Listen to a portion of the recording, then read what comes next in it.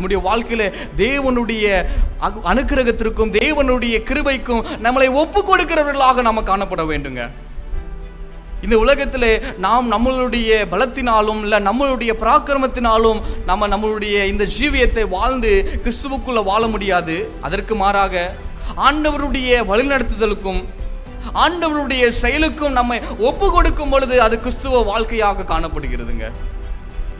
கிறிஸ்துவ வாழ்க்கையில வாழ்ந்து கொண்டிருக்கிற நமக்கு நம்முடைய வாழ்க்கையில நம்மளுடைய வாழ்க்கையினுடைய ஓட்டத்தை ஓடுகிறதற்கும் இல்லை நம்மளுடைய வாழ்க்கையில நாம் பிழைத்துக் கொள்ளுகிறதற்கும் இல்லை நம்மளுடைய வாழ்க்கையில நாம் ஞானம் அடைகிறதற்கும் ஐஸ்வர்யம் அடைகிறதற்காக இருந்தாலும் சரி, அது எல்லாருக்கும் தேவனாகிய கர்த்தர் சொல்லுகிறார், அவர்கள் எல்லாருக்கும் சமயமும் தேவ செயலும் நேரிட வேண்டுங்க.